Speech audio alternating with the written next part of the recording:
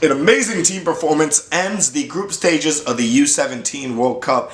Paraguay find a way to win Group F, winning it against Italy, against Mexico, against the Solomon Islands. They found a way to do it. I don't know how they did it. I'm still so stunned at the final result of this game. Paraguay had 33% of the total game's possession, and they found a way to hang on. Italy scored in the 3rd minute, and still Paraguay found a way to win. This is a game of perseverance, I think, more than anything. Paraguay, they got a draw off of Mexico, which was so vital for them. They got a 7-0 victory off of the Solomon Islands, and now they get a 2-1 victory over Italy, although Italy, they had 6 points. They got the major win over Mexico, meaning that Mexico, even with their win against the Solomon Islands, couldn't overtake them. It was only Paraguay, who they were playing,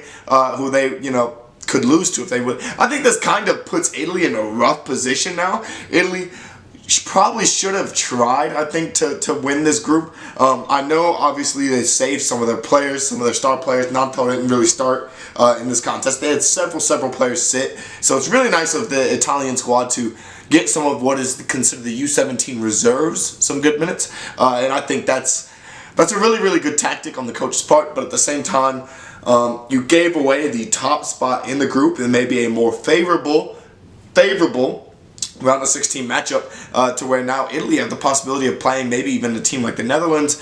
They could end up playing, I'm trying to think who the other 3rd place teams are. Tajikistan, that's another 3rd place team with 3 points. I'm not quite sure the 4 teams who are part of the next best. But Paraguay in this game, DUARTE, magical. I mean, actually, just this is a team performance. I don't want to single out any single Paraguay player, but the fact that they had 33% total possession, they only had 5 shots on target, scored 2 goals out of 18 in total.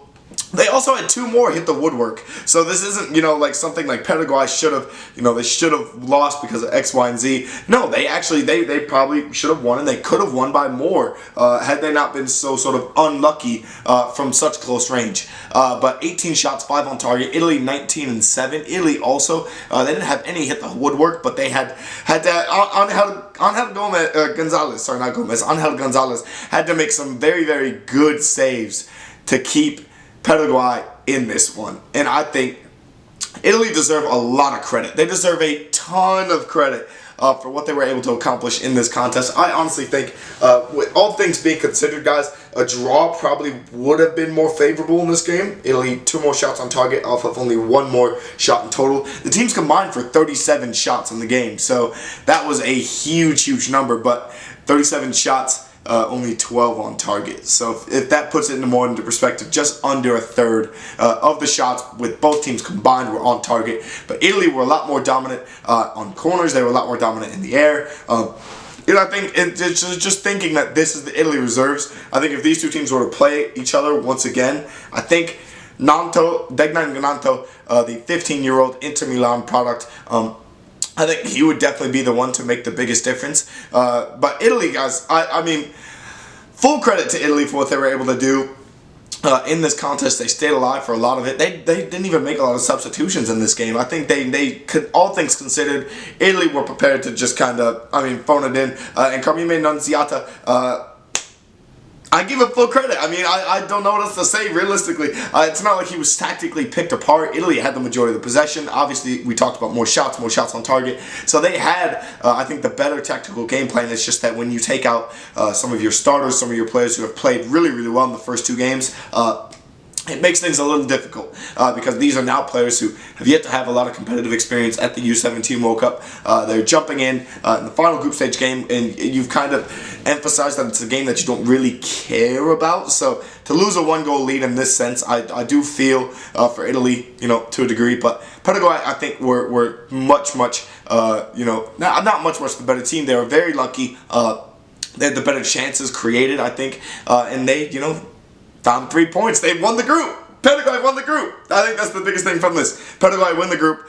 They take it 7 points to 6. But whether they will get a more favorable draw because of it, I don't really see that as the likely alternative. Obviously, I think them, Mexico, and Italy are all going to have really, really good round of 16s. I can see Mexico, especially as well as this Italy team with its full lineup, making it deep into the tournament. I'm not sure about Paraguay. Obviously, Diego Torres, I think, is a great talent for this Paraguayan squad, and I think as a team they've played a very, very good. Not even Diego Torres as well. Junior Quinones has been a very, very good talent. Diego Duarte and Peralta as well. They've all been really, really good for this Paraguayan squad throughout this tournament. So I expect Paraguay to have obviously a lot better game. But yeah, you guys gotta let me know your thoughts in the comments below. How you guys see Paraguay, doing into the knockout rounds, how you see Italy and Mexico both faring. I think this whole group is full of teams that could easily make the quarterfinals of this tournament, aka winning one game in the round of 16. But yeah, you guys gotta let me know your thoughts down in the comments below. Thank you guys so much for watching, and peace.